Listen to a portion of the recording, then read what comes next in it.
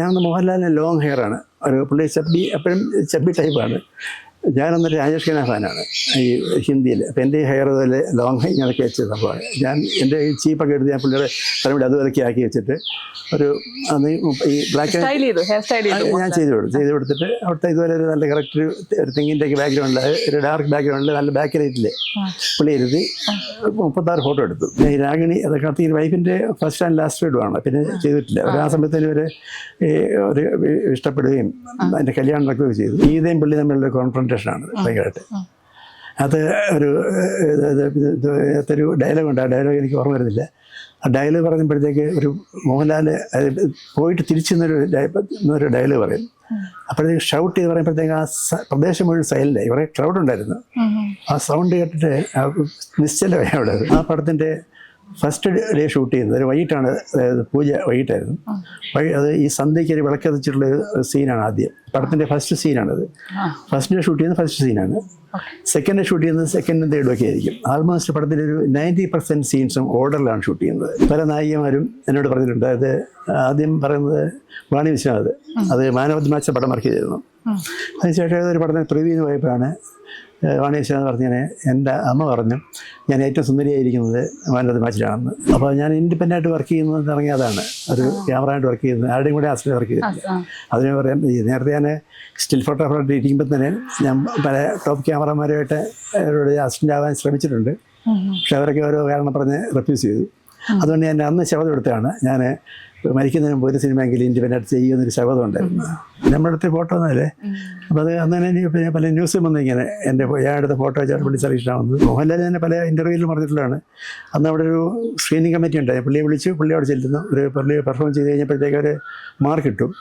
അത് ജിയോയും രാജീവ് കുമാറിൻ്റെ 95 മാർക്ക് കൊടുത്തു ഔട്ട് ഓഫ് 100. സിനിമയിൽ 2 മാർക്ക് കൊടുത്തു.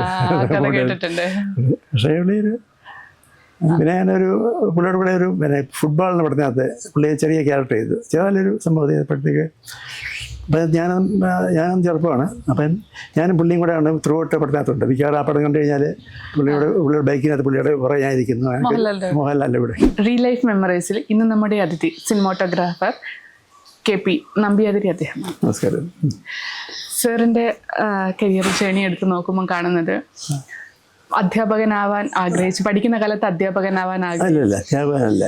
ഞാൻ എൻ്റെ ആഗ്രഹം ഒരു സബ് ഇൻസ്പെക്ടർ ആകുക എന്നുള്ളതായിരുന്നു. അത് 10ാം ക്ലാസ്സിന് ശേഷം ആദ്യകാലങ്ങളിൽ ഒരു പിന്നെ അതായത് 1ാം ക്ലാസ് പഠിക്കുമ്പോഴേ എൻ്റെ ഒരു അവിടുത്തെ അധ്യാപകൻ വീടിനടുത്തുള്ളതാണ് ഒരു ലക്ഷ്മണൻ സാറ്. എനിക്ക് ലക്ഷ്മണൻ സാറിനെ പോലെ അധ്യാപകനാകണമെന്ന് അന്നത്തെ ആഗ്രഹം. അത് കഴിഞ്ഞിട്ടാണ് 10ാം ക്ലാസ്സിന് ശേഷമാണ് 10ാം ക്ലാസ്സിൽ ഹൈസ്കൂളിൽ പഠിക്കുന്ന സമയത്ത്. അപ്പം അത് ഇവിടെ ഞാൻ ഒച്ചറക്കാരനാണല്ലോ. അപ്പോൾ ഒച്ചറ അമ്പലത്തിൽ വൃശ്ചികമാസം പിന്നെ ഫെസ്റ്റിവൽ സമയമാണ്. അന്നൊക്കെ നോക്കുമ്പോൾ അവിടെ ഒരു അദ്ദേഹത്തിൻ്റെ പേരെനിക്കറിയില്ല, ഒരു SI ഉണ്ട്. അപ്പോൾ ഇവിടെ ജീപ്പിൽ വന്നിറങ്ങും. അതായത് അന്ന് ഷോർട്ട്സൊക്കെ ഇട്ട് ഒരു ക്രോസ് ബെൽറ്റൊക്കെ ഉണ്ട്. അപ്പം എനിക്കത് ഞാൻ പുള്ളിയുടെ ആരാധകനായിട്ട് മാറി. അപ്പം അന്ന് എൻ്റെ ആഗ്രഹം ഒരു പുള്ളി പോലെ ഒരു SI ആകുക എന്നുള്ള ആഗ്രഹം ഉണ്ടായിരുന്നു. പിന്നീട് CBIയിൽ ഇന്റർവ്യൂവിന് കിട്ടിയിട്ട് സാർ പോയില്ല. അത് പിന്നെ അത് കഴിഞ്ഞപ്പോഴാണ് എനിക്ക് ഇൻസ്റ്റിറ്റ്യൂട്ടിലേക്കുള്ള ഇത് വന്നു. ഇൻസ്റ്റിറ്റ്യൂട്ടിൽ അപ്ലൈ ചെയ്ത് കഴിഞ്ഞിട്ട് പിന്നെ ഒരു ഇൻ്റർവ്യൂ കഴിഞ്ഞ ശേഷമാണ് അതിനിടയ്ക്കാണ് ഞാൻ പിന്നെ ഈ CBIയുടെ സബ് ഇൻസ്പെക്ടർ പോസ്റ്റിനുള്ള ഒരു ടെസ്റ്റ് എഴുതി. ടഫായിരുന്നു. അപ്പം എനിക്കൊരു പ്രതീക്ഷയില്ല. പക്ഷേ ഞാൻ ഇൻസ്റ്റിറ്റ്യൂട്ട് ജോയിൻ ചെയ്ത് കഴിഞ്ഞപ്പോഴാണ് എനിക്ക് ഇൻ്റർവ്യൂ കാർഡ് വരുന്നത്. അടയാർ ഇൻസ്റ്റിറ്റ്യൂട്ട് ചെയ്തപ്പോൾ. പിന്നെ അപ്പം അതുകൊണ്ട് തൽക്കാലം ഇത്രയും ഈ ഫോട്ടോഗ്രാഫി എന്ന് പറയുന്ന ഒരു മാഗസിൻ കവറിൽ നിന്ന് തുടങ്ങുന്നതാണ് സിനിമയോടുള്ള സാറിൻ്റെ ഒരു ഇഷ്ടം. എന്താണ് അത്രയധികം അതിലേക്ക് ആകർഷിച്ചത് സാർ? അല്ല, ബേസിക്കലി ഞാൻ ചെറുപ്പം മുതലേ വരയ്ക്കാറുണ്ടായിരുന്നു. അതൊരു സംഭവം, വരയ്ക്കുന്ന ഒരു സംഭവമുണ്ട്. അതായത് സ്കൂളിൽ പഠിക്കുമ്പോൾ തന്നെ അതായത് ചില പിന്നെ കരി വെച്ചും പെൻസിൽ വെച്ചൊക്കെ വരയ്ക്കുന്ന സംഭവമുണ്ട്. പിന്നെ പക്ഷേ കോളേജ് പഠിക്കുമ്പോഴവിടെ ഒരു ഫിലിം ഫെയർ മാഗസീൻ അവിടെ കടയിലുണ്ട്. ഫിലിം ഫെയർ 1.5 രൂപയാണ്. പക്ഷെ അന്നൊരു ഊണിന് 85 പൈസയൊക്കെ ഉള്ളൂ, 75 പൈസ 55 പൈസയെ ഉള്ളൂ. പക്ഷേ 1.5 രൂപയുടെ മാഗസീൻ. അപ്പോൾ ഇടയ്ക്കൊക്കെ ഞാൻ വാങ്ങിക്കുമ്പോൾ അതിൽ കളർ ഫോട്ടോഗ്രാഫ് കാണുമ്പോൾ എനിക്ക് ഭയങ്കര താല്പര്യമായി. എനിക്ക് തോന്നുന്നൊരു ആ ഫിലിം ഫെയറിലെ കളർ ഫോട്ടോ അതായത് കളർ ഫോട്ടോഗ്രാഫ് ഉണ്ടാകുമല്ലോ, അതാണ് എനിക്ക് ബേസിക്കലി ഇതിനോടൊരു താല്പര്യം ഉണ്ടാകാറ്. പക്ഷെ പഠിക്കാൻ ചെന്നപ്പോൾ പഠിച്ചത് ഫോട്ടോഗ്രാഫി ആയിരുന്നില്ല. അല്ല, അത് സംഭവിച്ചത് ഞാൻ ഈ ഡിഗ്രി പഠിക്കുമ്പോൾ തന്നെ ഒരു സെക്കൻഡ് ഇയറിൽ പൂനെ ഇൻസ്റ്റിറ്റ്യൂട്ടിലൊരു പരസ്യം കണ്ടു. അപ്പം ഞാൻ ഉടനെ അച്ഛനോട് പറഞ്ഞു എനിക്കൊന്ന് പൂനെ ഇൻസ്റ്റിറ്റ്യൂട്ടിൽ അപ്ലൈ ചെയ്യണമെന്ന് പറഞ്ഞു. അച്ഛൻ പറഞ്ഞ് ആദ്യം സെക്കൻഡ് ഇയറാണ് ഡിഗ്രി കംപ്ലീറ്റ് ചെയ്യുക, എന്നിട്ട് ബാക്കി ആലോചിക്കാന്നൊക്കെ പറഞ്ഞാണ് നിൽക്കുന്നത്. പിന്നീട് ഈ ഫോട്ടോഗ്രാഫിയിലേക്ക് വരുന്നതിന് മുന്നേ 3D സിനിമയെ കുറിച്ച് പഠിക്കാനായിട്ട് പോകുന്നത്, അതിന്റെ 3D പഠിക്കാനല്ല, ഞാൻ ഇൻസ്റ്റിറ്റ്യൂട്ടിൽ എനിക്ക് കിട്ടുന്നത് ഫിലിം പ്രോസസ്സിംഗ് ആണ്. അപ്പോൾ പ്രോസസ്സിങ് എന്ന് പറഞ്ഞു കഴിഞ്ഞാൽ അവിടെ 3 years കോഴ്സിൽ 2 years പിന്നെ എല്ലാം പഠിക്കണം. ഈ പിന്നെ സിനിമാറ്റോഗ്രാഫിയും എഡിറ്റിങ്ങും ഫിലിം ഡയറക്ഷനും എല്ലാം പഠിക്കണം അവിടെ. അതുകൊണ്ട് ഫൈനൽ ഇയറിലുള്ള ഈ സ്പെഷ്യലൈസേഷൻ്റെ സംഭവം വരുന്നത്. ഇൻസ്റ്റിറ്റ്യൂട്ട് ജോയിൻ കംപ്ലീറ്റ് ആയി റിസൾട്ട് വന്ന് ആ സമയത്താണ് മദ്രാസിലെ ദൂരദർശൻ, അന്ന് TV സെൻറ്റർ മദ്രാസാണ് പേര്, ദൂരദർശനല്ല, അത് തുടങ്ങുന്നത്. പക്ഷേ റിസൾട്ട് വന്ന് നോക്കിയപ്പോൾ എൻ്റെ ഒരു കൂടെ വർക്ക് ചെയ്ത് പഠിച്ച ഒരാൾ പുള്ളി അവിടെ കയറി വന്നു, അവിടെ ജോയിൻ ചെയ്തെന്ന് പറഞ്ഞു. ഞാൻ പറഞ്ഞു എനിക്കും കാരണമല്ലോ, പുള്ളി നോക്കി പുള്ളി അവിടെ ഒരു അസിസ്റ്റന്റ് സ്റ്റേഷൻ ഡയറക്ടറുണ്ട്, ആൻഡിയപ്പൻ എന്ന് പറയും, പുള്ളിയെ പോയി കാണാൻ പറഞ്ഞു. ഞാൻ പുള്ളിയെ കണ്ടു, ശരി അപ്പോൾ ആപ്ലിക്കേഷൻ തരാൻ പറഞ്ഞു, കൊടുത്ത് ശരി നാളെ ജോയിൻ ചെയ്യാമെന്ന് പറഞ്ഞു. അങ്ങനെ അത് 13 രൂപ ശമ്പളമാണ് ഡെയിലി. അങ്ങനെ ഒരു വർഷത്തോളം വർക്ക് ചെയ്ത് അവിടെ. ഈ ക്യാഷ്വൽ കോൺട്രാക്റ്റാണ്, ഒരു 14 days കോൺട്രാക്റ്റ്, ഒരു ദിവസം ബ്രേക്ക് വീണ്ടും ഉണ്ടാകും. അന്ന് നമ്മുടെ ഏഷ്യാനെറ്റ് ശശികുമാർ അവിടെ ന്യൂസ് റീഡറാണ്, ഇംഗ്ലീഷ് ന്യൂസ് റീഡറാണ്. പുള്ളി എന്നിട്ട് സ്റ്റാറായിരുന്നു അവിടെ. പുള്ളി അത്രയ്ക്കൊരു ഇംഗ്ലീഷ് ന്യൂസിൻ്റെ പുള്ളിയായിരുന്നു. പുള്ളിക്ക് 17 രൂപയാണ് ഒരു ദിവസത്തെ ശമ്പളം കൊടുത്ത്, ക്യാഷ്വൽ കോൺട്രാക്റ്റിന് ശമ്പളം ഉണ്ടായിരുന്നു. അങ്ങനെ. പക്ഷെ സിനിമയിലേക്ക് വരുന്നത് ബാലചന്ദ്ര മേനോൻ സാറുമായിട്ടുള്ള സൗഹൃദമാണോ ഫോട്ടോഗ്രാഫറായി? എനിക്ക് ഇൻസ്റ്റിറ്റ്യൂട്ട് ഇപ്പം പ്രോസസ്സിംഗ് ആണെങ്കിൽ പോലും എൻ്റെ ആഗ്രഹം ക്യാമറാനാകുക എന്നുള്ളതാണ്. അത് കഴിഞ്ഞപ്പോൾ ദൂരദർശനിൽ തൽക്കാലം കയറി. എങ്കിലും അങ്ങനെ ഇരിക്കുമ്പോഴാണ് എൻ്റെ ഒരു ഫ്രണ്ട് ഉണ്ട് മദ്രാസിൽ, KR എന്ന് പറയും, കോതൻ രാമയ്യ എന്ന് പറയും. പുള്ളി എൻ്റെ കൂടെ പ്രോസസ്സിംഗ് പഠിച്ച് ദൂരദർശനിൽ പ്രോസസ്സിംഗ് വർക്ക് ചെയ്തതാണ്. അപ്പോൾ പുള്ളി ഒരു നല്ല സാമ്പത്തിക ഉള്ള പാർട്ടിയാണ്. അപ്പോൾ പുള്ളി എനിക്കൊരു പടം പ്ലാൻ ചെയ്യുന്നു. ആദ്യം തമിഴ് പ്ലാൻ ചെയ്ത് നടന്നില്ല, പിന്നെ മലയാളത്തിൽ ശിശിരത്തിൽ ഒരു വസന്തം പടം പ്ലാൻ ചെയ്യുകയാണ്. ഇപ്പോൾ പുള്ളി അവിടെ നിന്ന് റിസൈൻ ചെയ്യുന്നു ദൂരദർശനിൽ. അത് ഞങ്ങൾ പെർമനൻറ്റ് ജോലി ആയതാണ്, പക്ഷെ അത് റിസൈൻ ചെയ്യുന്നു. കുറച്ച് കഴിയുമ്പോൾ ഞാനും റിസൈൻ ചെയ്ത് പുള്ളിയോട് ജോയിൻ ചെയ്യുന്നു. ഇപ്പോൾ ശിശിരത്തിൽ വസന്തം പിന്നെ തിരുവനന്തപുരത്താണ് ഷൂട്ട് ചെയ്യുന്നത്. പിന്നെ ആ പടം അദ്ദേഹം വിജയമായിട്ട് ഓടിയില്ല. ആ സമയത്ത് ഞാൻ അതിൻ്റെ സ്റ്റിൽസൊക്കെ എടുക്കുമായിരുന്നു. ഇപ്പോൾ അവിടത്തിൻ്റെ എൻ്റെ ഒരു ക്യാമറ ഉണ്ടായിരുന്നു, അപ്പോൾ അത് സ്റ്റിൽസൊക്കെ എടുക്കും. അങ്ങനെ സ്റ്റിൽസ് എടുത്തു കഴിഞ്ഞപ്പോഴാണ് പിന്നെ അപ്പോഴും സ്റ്റില്ലേക്ക് വന്നില്ല. പിന്നെ മേനോൻ്റെ കണക്ഷൻ എന്ന് പറഞ്ഞു കഴിഞ്ഞാൽ ഈ ബാലചന്ദ്രൻ മദ്രാസിൽ വരുന്ന സമയത്തും, അതായത് നാനയിലാണ് വർക്ക് ചെയ്തത്. ആദ്യം രംഗം എന്നുണ്ടായിരുന്നു. പിന്നെ നാനയിലേക്ക് കയറി. നാനയ സമയത്ത് ഞാനും മേനോനും ഒരു വീട്ടിലാണ് താമസിക്കുന്നത്, നമ്മുടെ വീട്ടിലൊന്നിച്ച് താമസിക്കുന്നു. ആ സമയത്താണ് ഉത്തരാരാത്രിയുടെ ഈ ഒരു ഡിസ്കഷൻ കിടക്കുന്നത്. അത് കഴിഞ്ഞ് ഉത്തരാരാത്രി കഴിഞ്ഞു. അത് ഈ പുള്ളി 2 കഴിഞ്ഞിട്ട് ഈ മണിയമ്പിള്ള സമയത്ത് അത് രാജുവും ഞാനും ഇൻസ്റ്റിറ്റ്യൂട്ടിൽ ഒന്നിച്ച് പഠിച്ചതാണ്, അടയാർ ഇൻസ്റ്റിറ്റ്യൂട്ടിൽ. പുള്ളി അവന് ഒരു 1 year ജൂനിയറാണ്. ഈ പുള്ളി ആക്ടിങ്ങും ഞാൻ പ്രോസസ്സിങ് വരെ പഠിച്ചത്. ആ പടത്തിൽ വന്നപ്പം മേനോനും മണിയൻ പിള്ള രാജുവും കൂടി ചേർന്നാണ് പറയുന്നത്. അന്ന് പുള്ളിയുടെ രാജുവിൻ്റെ പേര് സുധീർ കുമാർ എന്നാണ് വന്നത്, പിന്നെയാണ് മണിയൻ പിള്ള ആകുന്നത്. അപ്പോഴാണ് ഞാൻ പറഞ്ഞ് ഇതിനകത്ത് വർക്ക് ചെയ്യാമെന്ന് ചോദിച്ചു. വർക്ക് ചെയ്യാൻ പ്രത്യേക തസ്തികയൊന്നുമില്ല. അതായത് അതിനകത്ത് ഇങ്ങനെ ഒരു പിന്നെ അസിസ്റ്റന്റ് ഡയറക്ടർ വർക്ക് ചെയ്യും, ചിലപ്പോൾ ആർട്ട് ഡയറക്ടർ ആയിരിക്കും, അതിന് സ്റ്റിൽസൊക്കെ എടുക്കും. അങ്ങനെയൊന്നും അപ്പം അങ്ങനെ ഇരിക്കുന്ന ആ സ്റ്റിൽസ് ആണെന്ന് തോന്നുന്നു. അത് കഴിഞ്ഞ് പ്രേമഗീതങ്ങളുടെ പടത്തിനകത്ത് പിന്നെ ഞാൻ സ്റ്റിൽ ഫോട്ടോഗ്രാഫറായിട്ട്, ഒഫീഷ്യൽ സ്റ്റിൽ ഫോട്ടോഗ്രാഫറായിട്ട് മാറുന്നു. അതായിരുന്നു സിനിമയിലേക്കുള്ള പ്രവേശനം. ഒരു ടൈറ്റിൽ കാർഡിൽ പേര് ടൈറ്റിൽ കാർഡ് അതിനുമ്പ് വന്നു. മണിയമ്പിള്ളയ്ക്ക് അതിൻ്റെ ടൈറ്റിൽ സൗണ്ട് റെക്കോർഡിംഗ് എന്നുള്ള പേരിലാണ്. അത് ഞാൻ മേനോന് പറയാറുണ്ട്. അതായത് പിന്നെ അത് വന്നിട്ടുണ്ട്. അത് പിന്നെ ഇതിനകത്ത് മണിയമ്പിള്ളയ്ക്കകത്ത് സൗണ്ട് റെക്കോർഡിസ്റ്റ്, അത് കോടീശ്വർ റാവു വേറെ പേര്, എൻ്റെ പേരുമുണ്ട്. പിന്നീട് ഇതിലാണ് പിന്നെ പ്രേമഗീതങ്ങൾ സ്റ്റിൽ ഫോട്ടോഗ്രാഫറായി. പിന്നെ ഇപ്പം എൻ്റെ കൂടെ വേറെ വർക്ക് ചെയ്തപ്പോൾ എനിക്ക് സ്റ്റിൽസ്, എനിക്കന്ന് ആഗ്രഹം എന്ന് പറഞ്ഞാൽ ക്യാമറാനാകുക എന്നുള്ളതാണ്. അപ്പം അന്ന് പലപ്പോഴും ക്യാമറമാർ വരെ വർക്ക് ചെയ്യുമ്പോൾ എൻ്റെ ഒബ്സർവേഷനാണ് എൻ്റെ മെയിൻ സംഭവം. ഞാൻ നേരത്തെ ഇൻ്റർവ്യൂവിൽ പറഞ്ഞിട്ടുണ്ട്, അത് ഒബ്സർവേഷനാണ് എൻ്റെ ഗുരു. കാരണം ഞാൻ പല ക്യാമറമാരുടെയും ലൈറ്റിങ്ങും അവരുടെ പറ്റിയതും ലുക്ക്, പൊസിഷൻസ്, ആംഗിൾ എല്ലാം നോക്കിയത് ഞാൻ ഫുൾ ടൈം ക്യാമറയുടെ കൂടെ കാണും. അങ്ങനെ ഒബ്സർവേഷനായിരുന്നു. പിന്നെ എൻ്റെ ഇത്തിരി നേരം ഒത്തിരി കാര്യം പടമായപ്പോൾ ഞാനോട് ഞാൻ പറഞ്ഞു ഞാൻ സ്റ്റിൽ വർക്ക് ചെയ്യുന്നില്ല. അതാണ് എനിക്ക് അടുത്തത്. അപ്പം ഞാൻ ചോദിച്ചു ആർട്ട് ഡയറക്ടറായിട്ട് വർക്ക് ചെയ്യാമെന്ന് ചോദിച്ചു. ഞാൻ പറഞ്ഞു ഓക്കെ. അപ്പോൾ ഞാൻ ആർട്ട് ഡയറക്ടറാണ്. മേനോൻ്റെ 3 പടങ്ങളിലും ഇതായിട്ട് വർക്ക് ചെയ്തു, 3 തസ്തികകളിൽ വർക്ക് ചെയ്തു. പക്ഷേ മേനോൻ്റെ വേറെ 3 പടം, പുള്ളിയുടെ 2-3 പടങ്ങൾക്ക് എന്നെ വിളിച്ച് ക്യാമറമായിട്ട് വർക്ക് ചെയ്യാനായിട്ട്. പക്ഷേ എനിക്ക് പോകാൻ പറ്റിയില്ല. പക്ഷേ ഞാൻ പോവുകയാണ് ഇതിൻ്റെ മേനോയുടെ ഒരു ക്യാമറയായിട്ട് വർക്ക് ചെയ്യുകയാണെങ്കിൽ ചിലപ്പോൾ അതിൽ ഒരു ലോക റെക്കോർഡായിരിക്കും. ഒരു ഡയറക്ടറുടെ കീഴിൽ 4 തസ്തികകളിൽ വർക്ക് ചെയ്യുക എന്നുള്ളത്. ചെയ്യത്തേക്ക് മേനം പറഞ്ഞു നമുക്ക് ഒരു പടം ചെയ്യാന്നൊക്കെ പറയുന്നുണ്ട്. ഇങ്ങനെ അറിയില്ല. ഇതിനിടയിൽ എപ്പോഴായിരുന്നു മോഹൻലാലിന്റെ ഫോട്ടോ എടുക്കാൻ പോയ ഫോട്ടോഗ്രാഫർ? അത് ഞാൻ സ്റ്റിൽ ഫോട്ടോഗ്രാഫർ ആയിരിക്കുന്ന സമയത്താണ്. അത് ഞാൻ മദ്രാസ് താമസിക്കുകയാണ്. ആദ്യമായിട്ട് മോഹൻലാലിന്റെ അതായത് പറ്റുന്നത് ഈ രാധാകൃഷ്ണൻ എന്ന് പറയും, ആർക്ക് തിരുവനന്തപുരത്തുള്ളതാണ്. പുള്ളി മദ്രാസ് താമസിക്കുകയാണ്. അപ്പോൾ ഒരു ദിവസം പുള്ളി എനിക്ക് ഉച്ചയ്ക്ക് ഞാനൊരു ലോഡ്ജിൽ താമസിക്കുകയാണ്. ആ ലോഡ്ജിലേക്ക് ഫോൺ വരുന്നു ഇങ്ങനെ. അപ്പോൾ ഞാൻ ചെന്നപ്പോൾ പുള്ളി ഇങ്ങനെ നമ്മൾ ക്യാമറ എടുത്ത് വരാൻ പറ്റുമോ എന്ന് ചോദിച്ചു. ഞാൻ ചെല്ലുമ്പോൾ പുള്ളി താമസിക്കുന്ന ഒരു വീടിൻ്റെ ഒരു അപ്പർ സൈഡിലാണ്, മുകളിലാണ്, 2 മുറിയും ഒരു ടെറസ് ഒക്കെ ഒരു സ്ഥലമാണ്. ഞാൻ അവിടെ പോയിട്ട് പിന്നെ ഞാൻ അവിടെ ചെന്ന് കഴിഞ്ഞപ്പോൾ കുറേ പേരുണ്ട് അവിടെ. അതായത് എനിക്കറിയില്ല മാര്. അതായത് പിന്നെ അറിയുന്നത് പിന്നെ മോഹൻലാൽ, പിന്നെ പ്രിയദർശനും, കിരീട് ഉണ്ണി, അശോക് കുമാർ, ഇങ്ങനെ ആ ഒരു ട്രിവാൻഡ്രം ഗ്രൂപ്പായിരുന്നു. അപ്പോൾ ഞാനൊന്ന് മോഹൻലാലിന് ലോങ് ഹെയർ ആണ്, ഒരു പുള്ളി എപ്പോഴും ചബ്ബി ടൈപ്പാണ്. ഞാനൊന്നൊരു രാജേഷ് ഖന്ന ഫാനാണ് ഈ ഹിന്ദിയിൽ. അപ്പോൾ എൻ്റെ ഹെയർ അതുപോലെ ലോങ് ഇങ്ങനെയൊക്കെ വെച്ച സംഭവമാണ്. ഞാൻ എൻ്റെ ഈ ചീപ്പൊക്കെ എടുത്ത് ഞാൻ പുള്ളിയുടെ തലമുടി അതുപോലെയൊക്കെ ആക്കി വെച്ചിട്ട് ഒരു അന്ന് ഈ ബ്ലാക്ക് ഞാൻ ചെയ്ത് കൊടുത്തിട്ട് അവിടുത്തെ ഇതുപോലെ ഒരു നല്ല കറക്റ്റ് ഒരു തെങ്ങിൻ്റെ ഒക്കെ ബാക്ക്ഗ്രൗണ്ടിൽ, ഒരു ഡാർക്ക് ബാക്ക്ഗ്രൗണ്ടിൽ നല്ല ബാക്ക് ലൈറ്റിൽ പുള്ളി ഇരുത്തി 36 ഫോട്ടോ എടുത്തു. 36 ഫോട്ടോ, അതൊരു 36 കാസറ്റിൽ 37 ഈ ബ്ലാക്ക് ആൻഡ് വൈറ്റ് അവർ തന്ന കാസറ്റാണ്. അത് ഫോട്ടോ എടുക്കുന്നു.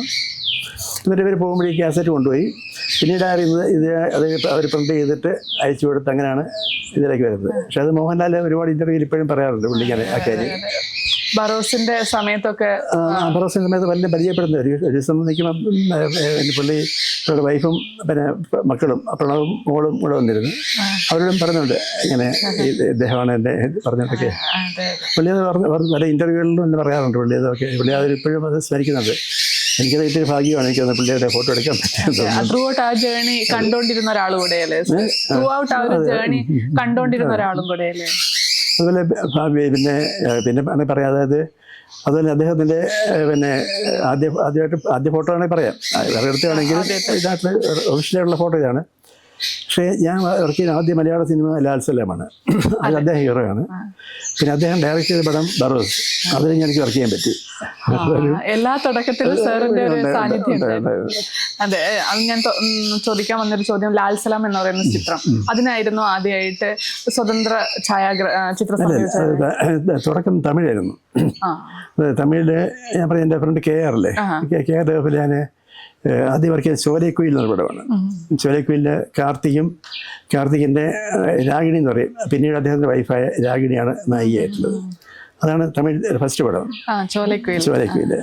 അതിലെ പാട്ടുകളൊക്കെ നല്ല പാട്ടുകളാണ്. അദ്ദേഹത്തെ പറ്റിയത് ഡയറക്ടർ പുതിയ ആളാണ്.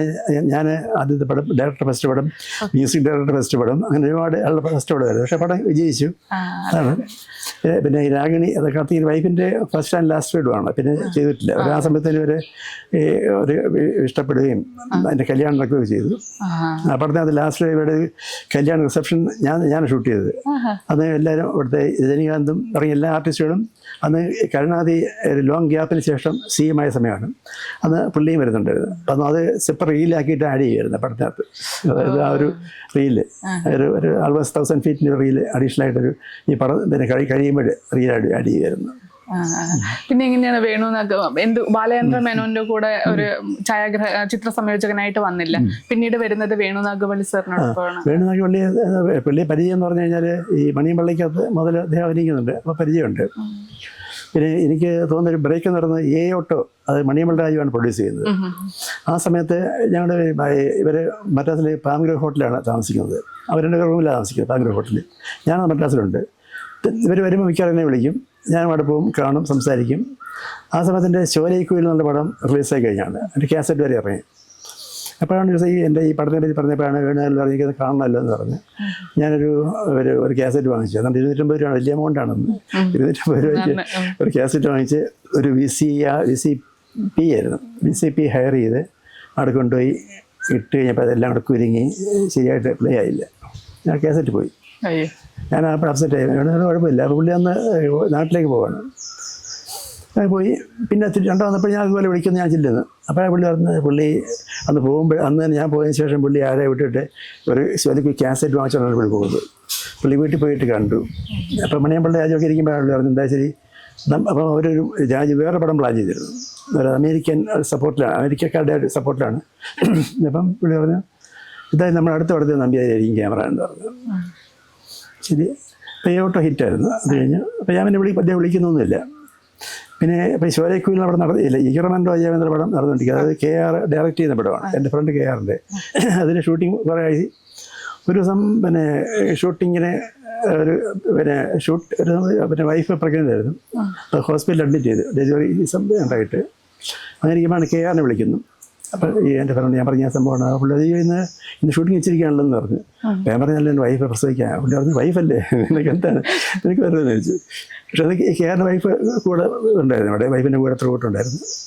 അതിന് എനിക്കറിയാം അവിടെ ഞാൻ പ്രത്യേക രീതിയിൽ ലൈറ്റിങ് പ്ലാൻ ചെയ്ത് ഞാൻ അവിടെ നിന്ന് ഒരു വണ്ടി എടുത്ത് പിന്നെ അവിടെ സ്റ്റുഡിയോയിൽ പോയി അതൊക്കെ അറേഞ്ച് ചെയ്ത് തിരിച്ചു വന്നു. എന്നിട്ടൊന്നും ആയില്ല. എന്നിട്ട് ഞാൻ ഒരു അവിടെ ലൈറ്റപ്പ് ചെയ്തൊരു 6:30 ആയപ്പോഴാണ് ഞാൻ ഫോൺ ചെയ്യപ്പോഴായിരുന്നു ഒരു കുട്ടി പ്രസവിച്ചു, എൻ്റെ രണ്ടാമത്തെ ആൺകുട്ടിയായിരുന്നു എന്ന് പറഞ്ഞു. അതായത് കുറച്ച് കഴിയുമ്പോഴാണ് രഘുറാം എന്നുള്ള മാസ്റ്റർ പുള്ളി മരിച്ചുപോയി. പുള്ളി KR കൂടെ വരുന്നു. അപ്പോൾ ആരോ പറഞ്ഞു, ഇങ്ങനെ നമ്പി സാറിന്, എന്നെ നമ്പി എന്നാണ് എനിക്ക് വിളിക്കാറുള്ളത്, നമ്പി സാറിന് വേണ്ട പ്രദേശം എന്ന് പറഞ്ഞു. അപ്പോൾ നീ ഇപ്പോൾ പാർട്ടി ഞാൻ പറഞ്ഞ് കണ്ടില്ല, ഇവിടെ ഷൂട്ടിംഗ് എല്ലാം പിന്നെയാണ് ആദ്യം പോയിട്ട് ഞാൻ പറഞ്ഞു. പിന്നെ പോയിട്ടാണ് വരുന്നത്. അങ്ങനെയാണ് പിന്നെ ഒരു മകൻ ഉണ്ടാകുന്നൊരു സംഭവം ഉള്ളത്. അതിനകത്ത് ഷൂട്ട് ചെയ്യുന്നു. അത് ഷൂട്ട് ചെയ്ത് കടന്ന് ഒരു വെളുപ്പിനെ 2 മണി വരെ ഷൂട്ട് ചെയ്തതാണ്. ഞാൻ പറഞ്ഞ് രാവിലെ ഒരു 7 മണിയൊക്കെ ആകുമ്പോൾ ഫോൺ അടിക്കുന്നു. ഞാനെടുത്തപ്പോഴാണ് നമ്മുടെ വേണുനഗറിലെയാണ്. പിന്നെ ഒരു പടമുണ്ട്, ഒരു വലിയ പടമാണ്, ചെയ്യാൻ ധൈര്യം ഉണ്ടോ എന്ന് ചോദിച്ചു. ഞാൻ പറഞ്ഞ ധൈര്യം ഉണ്ടെന്ന് പറഞ്ഞു. അപ്പം അങ്ങനെയാണെങ്കിൽ KRജിയെ പോയി കാണാൻ പറഞ്ഞു. KRജി പ്രൊഡ്യൂസറാണ്. പുള്ളി നമ്പർ തന്നു. ഞാൻ പുള്ളി KRജിയെ പോയി കാണുന്നു. അവിടെ പുള്ളി സംസാരിച്ചപ്പോൾ ഇതേ പറഞ്ഞു. പുള്ളി പറഞ്ഞാൽ ഞാൻ ചോദിച്ചാൽ ആരൊക്കെ അഭിനയിക്കുന്നത്? പറയും മോഹൻലാൽ, ഉർവശി, മുരളി, ഗീത. ഞാൻ മുരളി എനിക്ക് മലയാളത്തിൽ കോണ്ടാക്ട് ഇല്ല, തമിഴിലെ മുരളിയുണ്ട്, അതാണ്. അതല്ല മലയാളത്തിൻ്റെ മുരളി എന്ന് പറഞ്ഞത് എനിക്കറിയില്ലായിരുന്നു. അത് പോകാൻ നേരത്തെ പുള്ളി ഒരു ടോക്കൺ പോലെ 5000 രൂപ പിന്നെ പൈസ തന്നു. അങ്ങനെയാണ് ലാൽ സലാമിക്കുള്ള പ്രവേശനം. ലാൽ സലാമിൽ സാറിൻ്റെ കണ്ണിലൂടെയാണ് ഞങ്ങൾ ആ സിനിമ കാണുന്നത്. സാർ ആദ്യമായിട്ട് വർക്ക് ചെയ്ത സിനിമ. അപ്പോൾ ഇപ്പം പറഞ്ഞ മുരളി ആക്ടർ മുരളി പിന്നീട് മലയാള സിനിമയുടെ ലെജൻഡുകളിലൊന്ന്. ആ ഒരു അഭിനയ മുഹൂർത്തം നേരിൽ കാണുമ്പോൾ ഒക്കെ ഉള്ള പിന്നെ മുരളിയുടെ വേറെ വർക്ക് ചെയ്തിട്ടുണ്ട്. നല്ല ആർട്ടിസ്റ്റാണ്. ഇവിടെ വീട്ടിലേക്ക് വന്നിട്ടുണ്ട്. പിന്നെ ബേസിക്കലി ഞാൻ പടത്തെ നോക്കുമ്പോഴത്തേക്ക് ഒരു ലെജൻസാണല്ലോ പടത്തെ അവതരിക്കുന്നത്. ഉർവശി എല്ലാവരും. കാരണം പല സീൻസുകളും എക്സലൻ്റായിട്ട് അദ്ദേഹം പെർഫോം ചെയ്തിട്ടുണ്ട്. പിന്നെ മോഹൻലാലിൻ്റെ പെർഫോമൻസ് എനിക്കിപ്പോഴും ഓർമ്മയാണ്. അതൊരു സീൻ ഞങ്ങൾ ആലപ്പുഴ ബീച്ചിനടുത്തൊരു ഗസ്റ്റ് ഹൗസിൽ ഷൂട്ട് ചെയ്യാണ്. ഗീതയും പുള്ളി തമ്മിലുള്ള കോൺഫ്രണ്ടേഷനാണ് ഭയങ്കരമായിട്ട്. അത് ഒരു ഡയലോഗുണ്ട്. ആ ഡയലോഗ് എനിക്ക് ഓർമ്മ വരുന്നില്ല. ആ ഡയലോഗ് പറയുമ്പോഴത്തേക്ക് ഒരു മോഹൻലാൽ പോയിട്ട് തിരിച്ചെന്നൊരു ഡയലോഗ് പറയും. അപ്പോഴത്തേക്ക് ഷൗട്ട് ചെയ്ത് പറയുമ്പോഴത്തേക്ക് ആ പ്രദേശം മുഴുവൻ സൈലൻ്റായി. ഇവിടെ ക്രൗഡ് ഉണ്ടായിരുന്നു. ആ സൗണ്ട് കേട്ടിട്ട് നിശ്ചലമായി അവിടെ. കുറേ നല്ല മുഹൂർത്തങ്ങൾ ക്യാമറ അല്ല, എനിക്ക് അത് അവിടുത്തെ ഒരുപാട് ലൊക്കേഷൻ, അതായത് ചേർത്തല മുതൽ കന്യാകുമാരി വരെ പല സ്ഥലങ്ങളിലും ഞങ്ങൾ ഷൂട്ട് ചെയ്ത പടമാണ് അത്. അത് കഴിഞ്ഞിട്ട് അങ്കിൾ ബൺ എന്ന് പറയുന്ന സിനിമയിൽ മോഹൻലാലിന്റെ വേറെ തന്നെ ഒരു ഗെറ്റപ്പ് ആയിരുന്നില്ലേ? അതിലുള്ള അനുഭവം അങ്കിൾ ബൻ ആക്ച്വലി ബേസിക്കലി അത് ഒരു ഞാൻ ചെയ്യുന്ന പടമല്ല, അത് നമ്മുടെ ജയന വിൻസെൻ്റ് ചെയ്യുന്ന പടമായിരുന്നു. അപ്പോൾ പുള്ളിക്ക് വേറെ ഒരു വർക്ക് വന്നപ്പോഴാണ്. അപ്പം എനിക്കായിരുന്നു. അതുകൊണ്ട് ഞാൻ ലാസ്റ്റ് മിനിറ്റാണ് ജോയിൻ ചെയ്തത്. പിന്നെ കൊടൈക്കനാലിലായിരുന്നു. എനിക്ക് വളരെ നല്ല അത് മോഹൻലാൽ എന്ന് പറഞ്ഞാൽ ഇത്രയും അത് ഈ മോഹൻലാലിനായി പിന്നെ കൊടൈക്കനാലിനായതുകൊണ്ട് കുഴപ്പമില്ല. ഈ ഡ്രസ്സൊക്കെ ഇട്ടിട്ട് പുള്ളിയുടെ ഇത് ചെയ്തിട്ടുണ്ട് എക്സ്ട്രാ ആയിട്ട്. സാബുസറിലാണ് എൻ്റെ ആർട്ട് ഡയറക്ടർ. എനിക്കത് പുള്ളിയുടെ ആദ്യകാല പടങ്ങളാണ്. അപ്പോഴാണ് പുള്ളി വയറ്റിലേക്ക് ചില വാട്ടർ ഇതാക്കി വെച്ചിട്ട് ഈ കുരുങ്ങ് വെച്ചിരിക്കും ഒരു ഈ വയർ കുരുങ്ങാൻ വേണ്ടിയിട്ടൊക്കെ ചെയ്തിരുന്നു സംഭവം. അതിൻ്റെ കുറെ അങ്ങനത്തെ സീനുകളുണ്ടായിരുന്നു കുട്ടികളെ കളിപ്പിക്കാൻ വേണ്ടിയിട്ടുള്ള. അതൊരു നല്ല പാട്ടുകളുണ്ട്, രവീന്ദ്രൻ്റെ പാട്ടുകളായിരുന്നു. പിന്നീട് കളിപ്പാട്ടം വർക്ക് ചെയ്തു. കളിപ്പാട്ടം കൂട്ടി പിന്നെ അങ്ങനെ വേണുനാഗവല്ലിയുടെ 5 പടം വർക്ക് ചെയ്തു തുടർച്ചയായിട്ട്. അതാണോ ആ ഒരു ബന്ധം? ഏറ്റവും അധികം ആൾക്കാർ ചോദിക്കുന്ന ഒരു ചോദ്യമായിരിക്കും വാത്സല്യം എന്ന് പറയുന്ന മരിച്ചുപോയ നടൻ കൊച്ചിൻ ഹനീഫയുടെ സംവിധാനത്തിലുള്ള സിനിമ, അതിന്റെ ഛായാഗ്രാഹകനായിട്ട് വന്നപ്പോഴുള്ള ഒരു അനുഭവം. അത് പിന്നെ ആ പടത്തിൽ ഞങ്ങൾ ലൊക്കേഷൻ കാണാനായിട്ട് ഞാൻ കൊച്ചിൻ ഹനീഫയും കൂടെ ട്രെയിനിലാണ്, മദ്രാസിൽ നിന്ന് വരുന്നു. ട്രെയിനിൽ വരുമ്പോഴേ പുള്ളി ഒരു കഥയുടെ ഒരു ഏകദേശ രൂപം പറയുന്നുണ്ട്. അപ്പോൾ കുട്ടപ്പാലത്ത് ഇറങ്ങി ഞങ്ങൾ ഈ ലോഹിദാസിനെ കാണാൻ പോവാണ്. പുള്ളി താമസിക്കുന്ന ഹോട്ടലൊന്നുമല്ല, ഒരു നാലുകെട്ടിനകത്ത് താമസിക്കുന്നത്. അവിടെ അതൊരു പഴയൊരു നാലുകെട്ടിലായിരുന്നു. അപ്പോൾ ഞാൻ പുള്ളിയെ പരിചയപ്പെടുന്നു. അപ്പോൾ പുള്ളിനോട് ചോദിച്ച കഥ അറിയാമെന്ന് ചോദിച്ചു. അപ്പോൾ ഞാൻ കൊച്ചിനിപ്പോൾ ഒരു ചെറിയ ഏകദേശ രൂപം പറഞ്ഞു. അപ്പോൾ പുള്ളി പറഞ്ഞാൽ എനിക്ക് അത്രയൊക്കെ ഓർമ്മ ഇപ്പോൾ ഉള്ളൂ, ഞാൻ എഴുതിക്കൊണ്ടിരിക്കുക എന്നൊക്കെ പറഞ്ഞു. പിന്നെ വാത്സല്യത്തിൻ്റെ പ്രത്യേകത എന്ന് പറഞ്ഞു കഴിഞ്ഞാൽ ആ പടത്തിൻ്റെ ഫസ്റ്റ് ഡേ ഷൂട്ട് ചെയ്യുന്നത് ഒരു വൈകിട്ടാണ്, അതായത് പൂജ വൈകിട്ടായിരുന്നു. അത് ഈ സന്ധ്യയ്ക്ക് ഒരു വിളക്കത്തിച്ചിട്ടുള്ളൊരു സീനാണ് ആദ്യം. പടത്തിൻ്റെ ഫസ്റ്റ് സീനാണത്. ഫസ്റ്റ് ഡേ ഷൂട്ട് ചെയ്യുന്നത് ഫസ്റ്റ് സീനാണ്. സെക്കൻഡ് ഡേ ഷൂട്ട് ചെയ്യുന്നത് സെക്കൻഡും തേർഡും ഒക്കെ ആയിരിക്കും. ആൾമോസ്റ്റ് പടത്തിൻ്റെ ഒരു 90% സീൻസും ഓർഡറിലാണ് ഷൂട്ട് ചെയ്യുന്നത്. പൊതുവെ അങ്ങനെയല്ലല്ലോ. അല്ല, പൊതുവെ അങ്ങനെയല്ല. പക്ഷെ അതൊരു വലിയ ഗുണം ചെയ്യുന്നത്, അതായത് ഒരു ഇമോഷണൽ കണ്ടിട്ട് എല്ലാവർക്കും കിട്ടുമല്ലോ. ഇപ്പോൾ ആർട്ടിസ്റ്റ് ആണെങ്കിൽ പോലും അത് ഇമോഷണൽ, അത് പ്രത്യേക വളരെ ഇമോഷണൽ വാല്യൂ ഉള്ള പടമായിരുന്നത്. അതുകൊണ്ട് കാരണം അതിനകത്ത് എനിക്കറിയാം, ഒരു പെട്ടെന്നൊരു സീൻ ഇങ്ങനെ പ്ലാൻ ചെയ്തപ്പോഴത്തേക്ക് മമ്മൂട്ടി തന്നെ പറയുന്നുണ്ട്, അത് വേണ്ട, ഇപ്പോൾ വേണ്ട, നമുക്ക് മറ്റേ എടുത്തിട്ടെടുക്കാം, കാരണം അതിൻ്റെ പ്രീവിയസ് എടുത്തിട്ടെടുക്കാം. അപ്പോൾ അതൊരു വലിയ ഹെൽപ്പ് ചെയ്ത പടത്തിനകത്തൊരു. കൊച്ചിൻ ഹനീഫ എന്ന് പറയുന്ന സംവിധായകൻ, ഞങ്ങൾ നടനെയാണ് കണ്ടിട്ടുള്ളത്, കൊച്ചിൻ ഹനീഫ എന്ന് പറയുന്ന സംവിധായകൻ എങ്ങനെയായിരുന്നു? അല്ല, പുള്ളി ഞാൻ പറഞ്ഞൊരു പലരും ചോദിക്കാറുണ്ട് ഈ വേറെ ആർട്ടിസ്റ്റല്ലേ, അല്ല, അതായത് ഈ വാത്സല്യം പുള്ളിയുടെ സ്വന്തം പല സ്ക്രിപ്റ്റ് ലോഹിദാസിൻ്റെ ആണെങ്കിൽ പോലും ലോഹിദാസ് വേറെ ഒന്നും ഇൻ്റർഫിയർ ചെയ്യാറില്ല. പുള്ളി ലൊക്കേഷൻ വരാറ് ഇല്ലായിരുന്നു. പിന്നെ സത്യം പറഞ്ഞാൽ അതിനകത്തൊരു സംഭവമുള്ളൊരു പിന്നെ ഒരു അവിടുത്തെ വിവാഹ നിശ്ചയമുണ്ട് നമ്മുടെ ഈ സിനിമയ്ക്കകത്ത് വിവാഹ നിശ്ചയമുണ്ട്.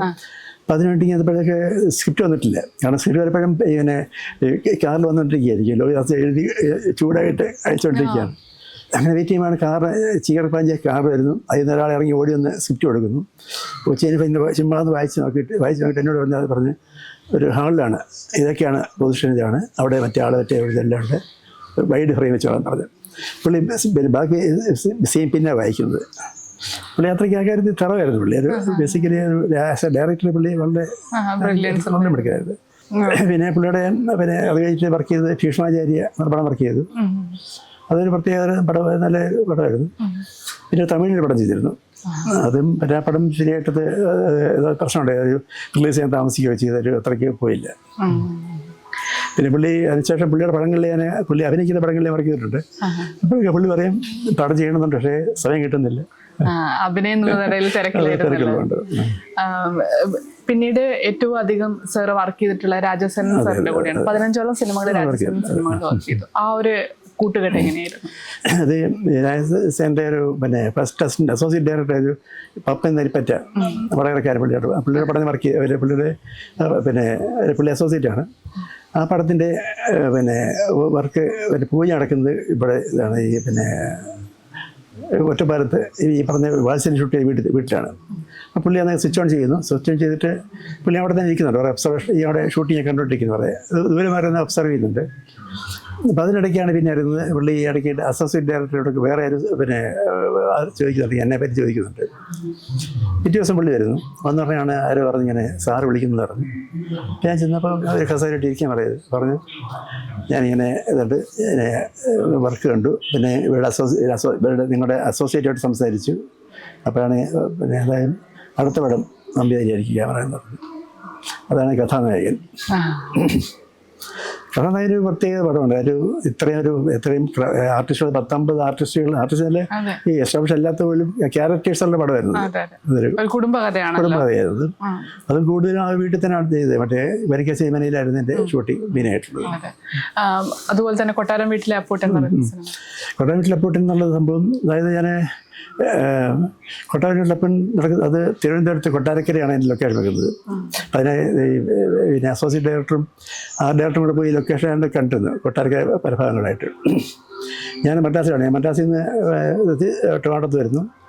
പിറ്റേ ദിവസം രാവിലെ ഞാൻ രാജസേനും കൂടെ കാറിൽ പോവാണ് കൊട്ടാരക്കര. പോകുന്ന വഴിക്കൊരു എനിക്കൊന്ന് 8 വർഷം കഴിയുമ്പോൾ പുള്ളി കഥ പറഞ്ഞു, കൊട്ടാരക്കരയിലെ പൊട്ടിലെ കഥ പറഞ്ഞു, ക്ലൈമാക്സ് ഉൾപ്പെടെ പറഞ്ഞു. ഞാൻ പറഞ്ഞുകൊണ്ട് ഉള്ളതെന്ന് പറഞ്ഞു. പിന്നെ പറഞ്ഞ് വേറെ ഒരു ക്ലൈമാക്സ് ഉണ്ട് എന്ന് പറഞ്ഞിട്ട് പുള്ളി സെക്കൻഡ് ക്ലൈമാക്സ് പറഞ്ഞു. പറഞ്ഞു കഴിഞ്ഞപ്പോഴത്തേക്ക് പുള്ളി എൻ്റെ മുഖത്തേക്ക് ഞാൻ കേട്ട് കണ്ണ് അറിയിരിക്കുന്നു.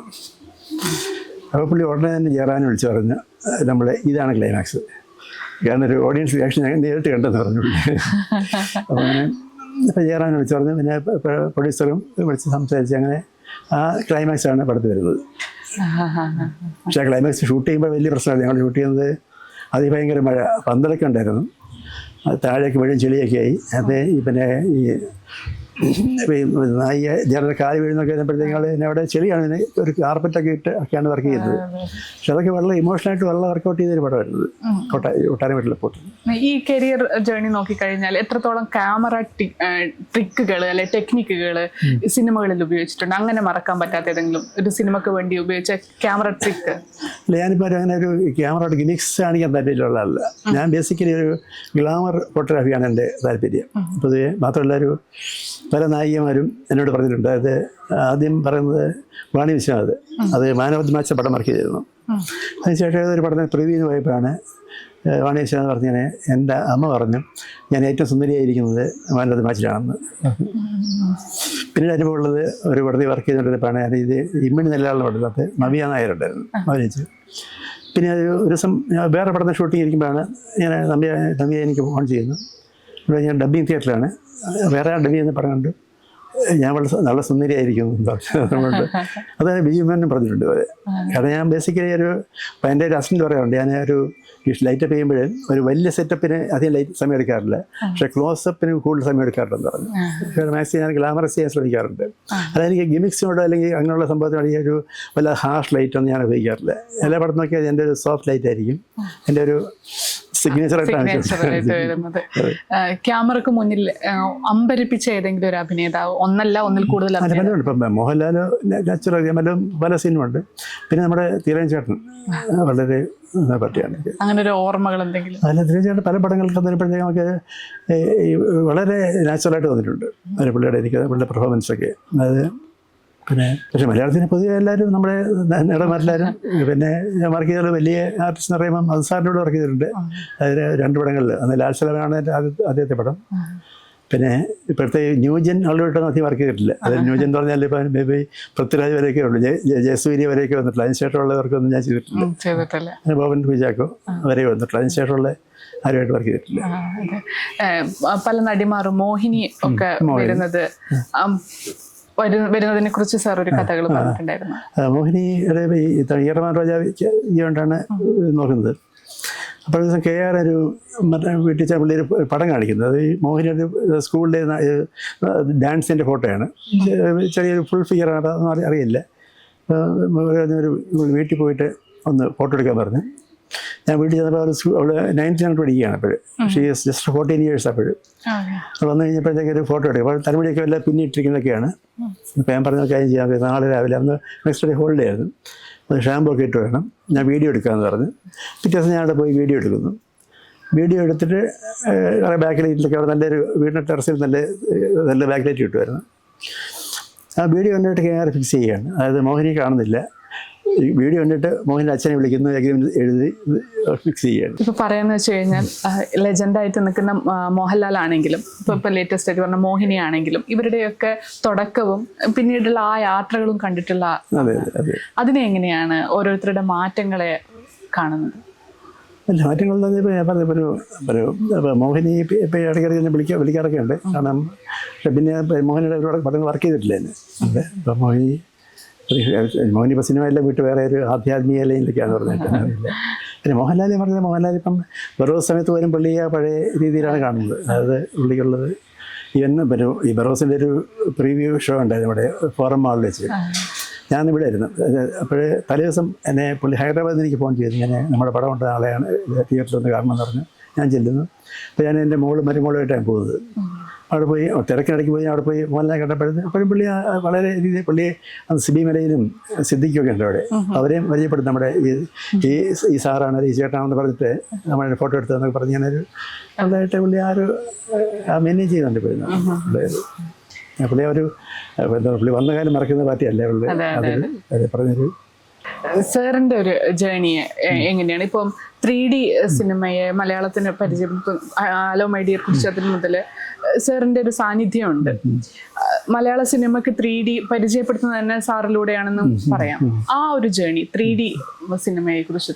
അതായത് ഞാൻ ഈ 2D ചെയ്യുന്നതിന് മുമ്പ് ആദ്യം 3D ചെയ്യുന്നത്. അതായത് ഞാൻ ഇൻഡിപെൻഡൻറ്റ് ക്യാമറ ആവുന്നതിന് മുമ്പ്, അതായത് കുട്ടിച്ചാത്തൻ എന്നുള്ള പടം, അതിൽ കുട്ടിച്ചാത്തൻ തമിഴിൽ റിലീസ് ചെയ്യുന്ന KR, അത് നേരത്തെ പറഞ്ഞത് എൻ്റെ ഫ്രണ്ട് KR ആയിരുന്നു. അത് അവിടെ വൻ വിജയമായിരുന്നു. അത് കഴിഞ്ഞപ്പോഴാണ് KR ഒരു തെലുങ്ക് പടം പ്ലാൻ ചെയ്യുന്നത്. പുള്ളി അത് ഫൈനാൻസും ഡിസ്ട്രിബ്യൂഷൻ എടുത്തിട്ടുള്ളൂ. വേറൊരു രാജു എന്നുള്ളതാണ് പ്രൊഡ്യൂസർ. ആ പടത്തിനായിട്ട് 3D, ഇപ്പം നവോദയയിൽ അവർക്ക് 3D ലെൻസുണ്ട്, ക്യാമറ ഉണ്ട്. പക്ഷേ എന്നാൽ ഈ 3Dക്കകത്ത് ബേസിക്കലി ഒരു സിനിമാറ്റോഗ്രാഫർ ഉണ്ടാവും, അല്ലെങ്കിൽ DOP ഉണ്ടാവും, പിന്നെ ഒരു സ്റ്റീരിയോഗ്രാഫർ. അതായത് സ്റ്റീരിയോഗ്രാഫർ എന്ന് പറഞ്ഞാൽ 3D ചെയ്യുന്നത്. അതൊരു ഷോട്ടിനനുസരിച്ച് അതിൻ്റെ സെറ്റിങ്സ് ഉണ്ട്. 2 ക്യാമറ വെച്ച് എടുക്കുന്നത്. അപ്പോൾ 2 ക്യാമറ അല്ലെങ്കിൽ 2 ലെൻസ്, അങ്ങനെയുള്ള 2 കണ്ണിന് പകരം 2 ലെൻസാണ് ഉപയോഗിക്കുന്നത്. അതിൻ്റെ അലൈൻമെൻറ്റൊക്കെയാണ് ബേസിക്കലി ചെയ്യേണ്ടത്. അതാണ് സ്റ്റീരിയോഗ്രാഫറുടെ ജോലി. അപ്പോൾ അന്നൊരു ജോൺ ട്രിപ്കാലിസ് ഒരാളാണ് അമേരിക്കയിൽ നിന്ന് വന്നത്. പുള്ളി വന്നു കഴിഞ്ഞപ്പോഴാണ് ജിയോയും KR കൂടെ പറയുന്നത്, ഈ പുള്ളിക്ക് ഇവിടെ മദ്രാസിൽ താമസിക്കുന്ന 5 സ്റ്റാർ ഹോട്ടൽ അക്കോമഡേഷൻ, പിന്നെ $, പേയ്മെൻറ്റ്, ഇതൊക്കെ ആയപ്പോഴത്തേക്ക് അവർ പറയുന്നത് എന്താ വെച്ചാൽ ഒരു ലോങ് ഷെഡ്യൂളാണ് വെച്ചേക്കുന്നത്. പടം ഒരു 100 days ഷെഡ്യൂളാണ് വെച്ചേക്കുന്നത്. അപ്പോൾ വലിയ എമൗണ്ട് ആകും. അപ്പോൾ നമുക്ക് നമ്മളെ ആരെങ്കിലും ട്രെയിൻ ചെയ്യാമെന്ന് പറഞ്ഞു. അപ്പോൾ KR നാച്ചുറൽ ചോയ്സ് ഞാനായിരുന്നു. അപ്പോൾ ഞാൻ ചെല്ലുന്നു. അപ്പോൾ അതുകൊണ്ട് ഈ റുക്കാലിസ് വന്ന ദിവസം മുതൽ ഞാൻ പുള്ളിയുടെ കൂടെ വർക്ക് ചെയ്യുക. പല പുള്ളിയുടെ ചില ഡിസ്കഷനൊക്കെ പങ്കെടുക്കും. പിന്നെ ഫസ്റ്റ് ഡേ മുതൽ ഷൂട്ടിങ്ങിൽ പുള്ളി എന്നോടെല്ലാം ചെയ്യാൻ പറയും. അതായത് ക്യാമറ, ഈ ലെൻസ് അലൈൻമെൻറ്റ്, ഇതൊക്കെ ഉണ്ട്. കൺവെർജൻസ് എന്ന് പറയും. കൺവെർജൻസ് ഇതൊക്കെ പുള്ളി എന്നോട് ചെയ്യിക്കും. ഒരു സ്റ്റിക്ക് വെച്ചിട്ട് അവിടെ ചെയ്യാൻ പറയും, റീഡ് ചെയ്യാൻ പറയും, എന്നിട്ട് മാറ്റി വെച്ചിരിക്കും. ചെയ്ത് ഒരു 2 weeks പുള്ളി എൻ്റെ കൂടെ ഉണ്ടായിരുന്നു. അത് ഈ പുള്ളി പോയി. ഒരു ബാക്കി ഒരു 100 ദിവസം ഷൂട്ടിങ് ചെയ്ത് ഞാനാണ് ചെയ്യുന്നത്. പിന്നീട് ഒരു 100 ദിവസം സാറാണ് ആ സിനിമയിൽ നോക്കുന്നത്. പിന്നെ ഒരു സിനിമ ഈ 2Dയിലേക്ക് വരാനൊരു കാരണം എന്ന് പറഞ്ഞു കഴിഞ്ഞാൽ, ഈ ജൈവേതാളം എന്നുള്ള പടമായിരുന്നു മറ്റേത് 3D. ഞാൻ പറഞ്ഞില്ലേ, ഒരു 100 days ഷൂട്ട് ചെയ്ത് ജൈവേതാളം. തെലുങ്കാണ് ഒറിജിനൽ ഷൂട്ട് ചെയ്ത് തമിഴിലേക്ക് വന്നത്. അപ്പോൾ അത് കഴിഞ്ഞപ്പോഴാണ് ഈ നിവാസ് ക്യാമറമാൻ, പുള്ളി മലയാളിയാണ്. പുള്ളി മദ്രാസിൽ ഒരുപാട് ഹിറ്റ് പടങ്ങൾ ക്യാമറ ആയിട്ട് വർക്ക് ചെയ്തതാണ്. പുള്ളി ഡയറക്ടറായിരുന്നു. പുള്ളി ഒരു പടം പ്ലാൻ ചെയ്തു, ടാർസൻ സുന്ദരി എന്നാണ് പടത്തിൻ്റെ പേര്. അതും തെലുങ്കിലാണ് പ്ലാൻ ചെയ്തത്. അതിൽ ഇതേ ക്യാമറയും പിന്നെ ലെൻസൊക്കെ ഉപയോഗിക്കുന്നത്. അതിൽ ഷൂട്ട് ചെയ്തപ്പോഴാണ് പുള്ളി അത് കിടന്നുകൊണ്ടൊക്കെ നോക്കിയിട്ട് സ്റ്റാർട്ട് ക്യാമറ പറയാനൊക്കെ പുള്ളി പ്രയാസം. പുള്ളിനെ പറഞ്ഞു യു ഓപ്പറേറ്റേഴ്സ് എന്ന് പറയും. അപ്പോൾ ഞാൻ ഓപ്പറേറ്റ് ചെയ്യാൻ തുടങ്ങി. പുള്ളി ഡയറക്റ്റ് ചെയ്യും. അന്ന് മൂർത്തി എന്ന് പറയുന്ന പുള്ളി അസിസ്റ്റൻ്റ് ഉണ്ടായിരുന്നു. പുള്ളിയാണ് ലൈറ്റിംഗ് ഒക്കെ ചെയ്യുന്നത്. ലൈറ്റിംഗ് എന്നാൽ ഔട്ട്ഡോറാണ്, റിഫ്ലക്ടറൊക്കെ വെച്ചിട്ടുള്ള സംഭവമേ ഉള്ളൂ. ആ മൂർത്തിയാണ് പിന്നെ അഭിഷേക് മുഖിയുടെ ക്യാമറ ആയിട്ട് മാറുന്നത്. മൂർത്തി ഇത് ചെയ്തു. ആ പടം കുറേ ഷൂട്ട് ചെയ്തു. ഞങ്ങൾ ടോപ്പ് സ്ലിപ്പിലാണ് മെയിൻ ഷൂട്ട് ചെയ്യുന്നത്.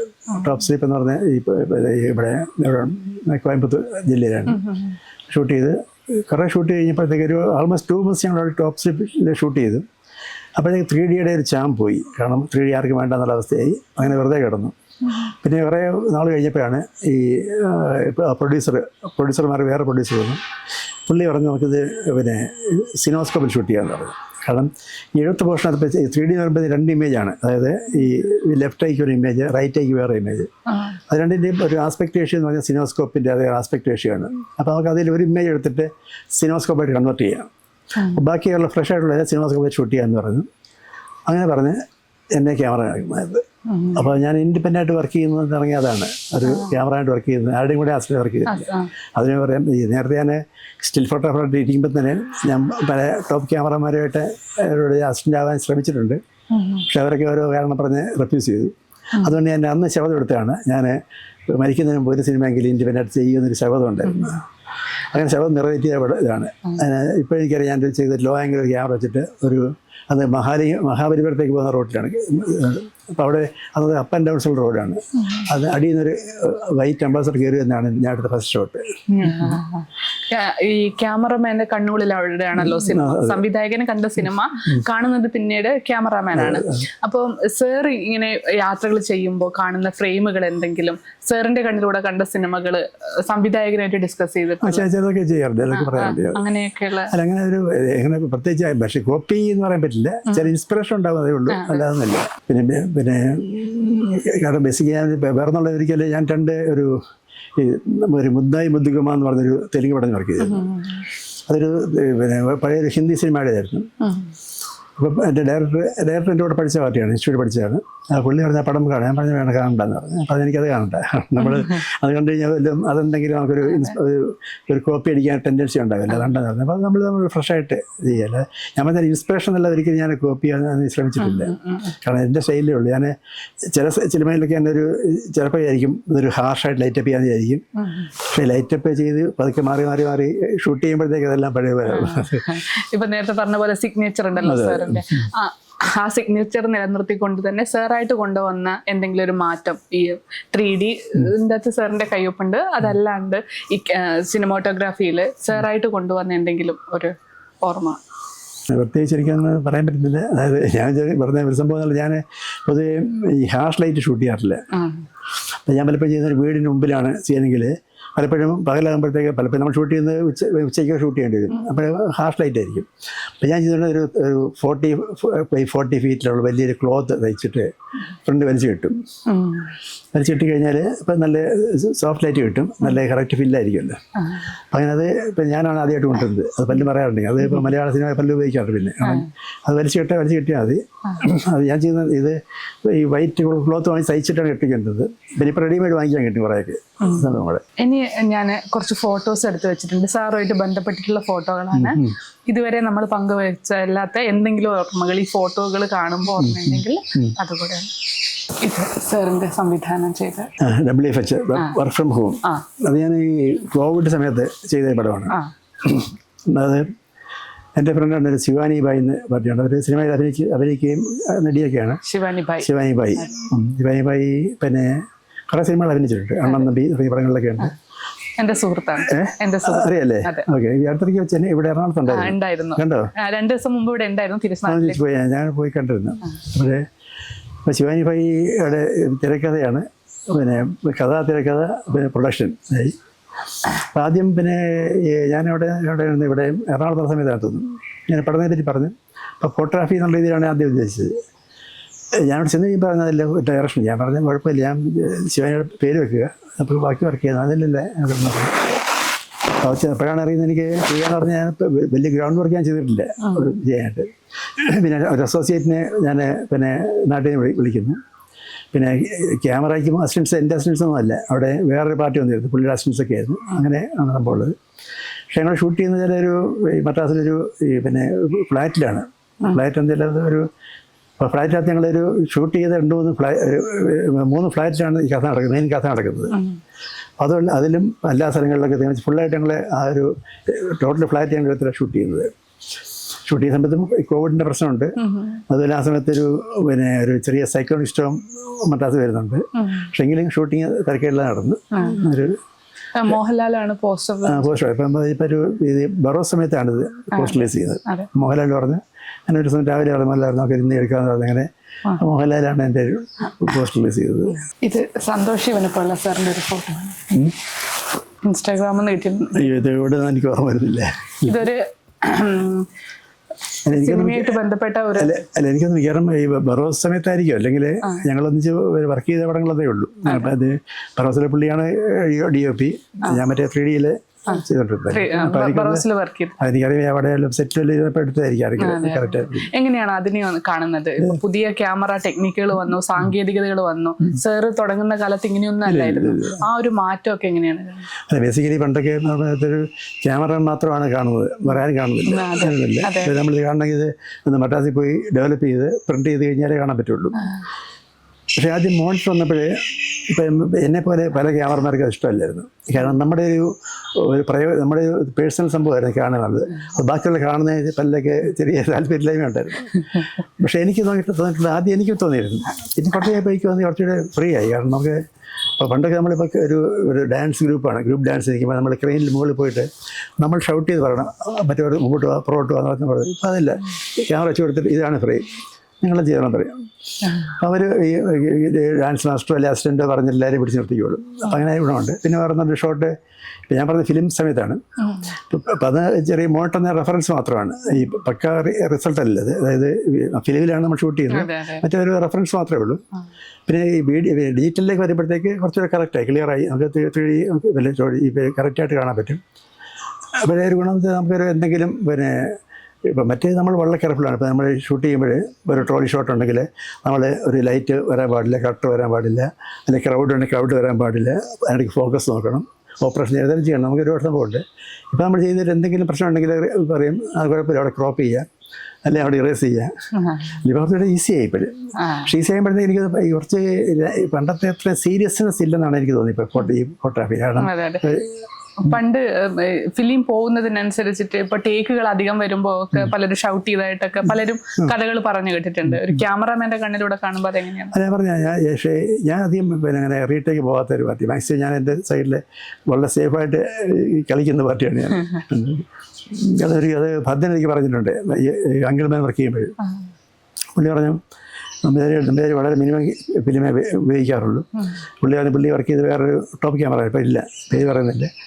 പുള്ളി പറഞ്ഞിരിക്കുന്ന പുള്ളി ഒരു ടേക്ക് എടുത്ത് പുള്ളി അറിയാം 1 more എന്താണെന്ന് അറിയത്തില്ല. രണ്ടാമത് വീണ്ടും 1 more പറയും. പുള്ളി 1 more പറഞ്ഞാൽ ഓക്കെ ആകുന്നവരെ പുള്ളി 1 more പറഞ്ഞിട്ടിരിക്കും. പക്ഷേ എന്തുകൊണ്ട് 1 more എന്ന് പറയത്തില്ലെന്നായിരുന്നു. പക്ഷേ ഞാനല്ല എന്തെങ്കിൽ പിന്നെ മാത്രമല്ല ഞാൻ ചെയ്യാറുണ്ട്. ഒരിക്കലും എന്തെങ്കിലും എൻ്റെ സൈഡ് മിസ്റ്റേക്ക് ഉണ്ട്, ഞാൻ സോറി മൈ മിസ്റ്റേക്ക് എന്ന് പറഞ്ഞ് ഞാൻ ചെയ്യാറുണ്ട്. അതായത് ഞാൻ ഒരിക്കലും ചിലരൊക്കെ പറഞ്ഞ് ബാക്കിയുള്ളവരെ ബ്ലെയിം ചെയ്യും, ചിലപ്പോൾ ട്രോളി തള്ളു തന്നെ ബ്ലെയിം ചെയ്യും. അതായത് അത് അപ്പം എൻ്റെ മിസ്റ്റേക്ക് ഞാൻ പറയും സോറി മൈ മിസ്റ്റേക്ക് എന്ന് പറഞ്ഞിട്ട് ചെയ്യാറുണ്ട്. ഇപ്പൊ പുതുമുഖ താരങ്ങളൊക്കെ ക്യാമറക്ക് മുന്നിൽ വരുമ്പം ഒന്നിലധികം ടേക്കുകൾ പോയ ഏതെങ്കിലും ഓർമ്മയുണ്ടോ?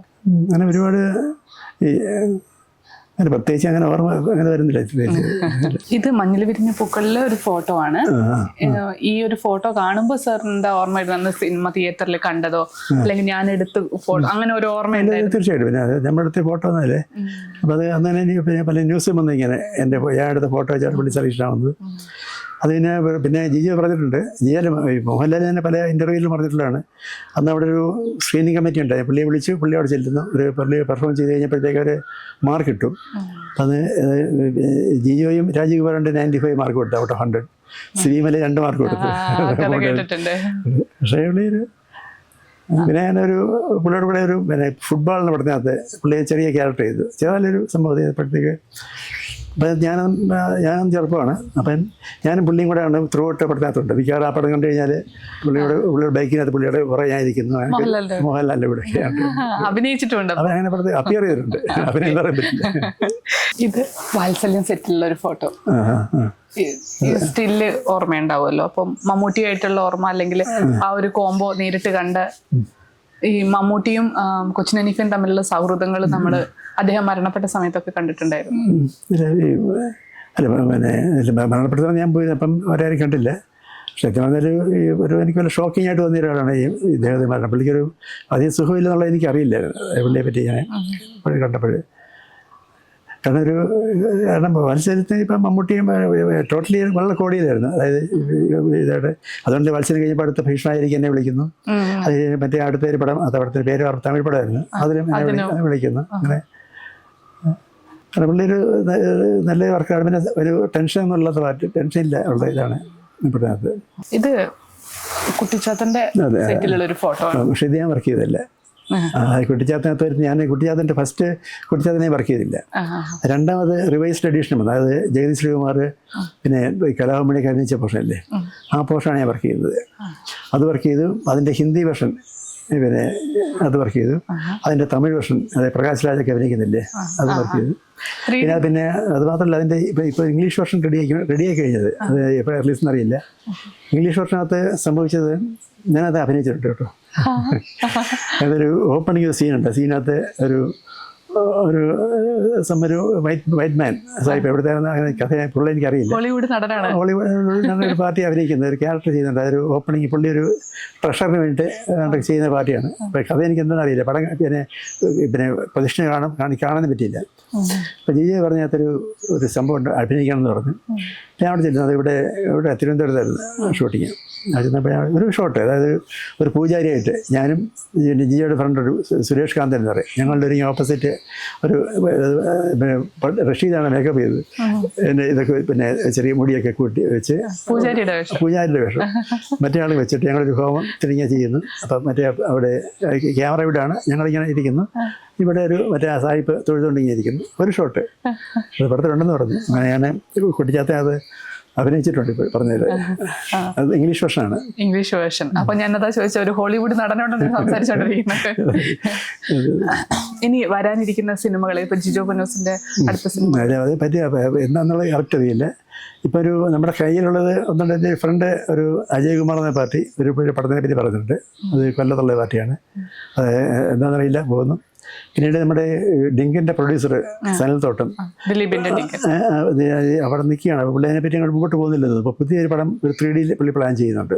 അപ്പോൾ അതിലൊരു നമ്മുടെ തമിഴ് ജീവയുടെ ബ്രദറാണ് ക്യാരക്ടർ ചെയ്യുന്നത്. അതെനിക്ക് ഈ ഒരു പാൻ ഇന്ത്യൻ ടൈപ്പാണ്, മൾട്ടി ലാംഗ്വേജിൽ ആണ് പ്ലാൻ ചെയ്യുന്നത്. അതിങ്ങനെയുണ്ട്. പുള്ളി ഞാൻ വിളിക്കും, പുള്ളി എന്നെ വിളിച്ച് മദ്രാസിനെ വിളിക്കുന്നത്. പുള്ളി വന്നിട്ട് വിളിക്കാൻ സംസാരിക്കാമെന്ന് പറഞ്ഞു. അതാണ് ഒരു അടുത്ത പ്രൊജക്ട്. പക്ഷേ പുതിയ പ്രൊജക്റ്റ് കുറവാണ്. പണ്ടൊക്കെ 7 പടങ്ങൾ ചെയ്ത വർഷങ്ങളുണ്ട്. പക്ഷെ അതൊക്കെ ഒരു സമയം ഇപ്പോൾ നമ്മളൊരു സീനിയർ ആയപ്പോഴത്തേക്ക് ജൂനിയേഴ്സിൻ്റെ നാച്ചുറലി ഉണ്ട്, ന്യൂജൻ്റെ ഇതുണ്ടാവും.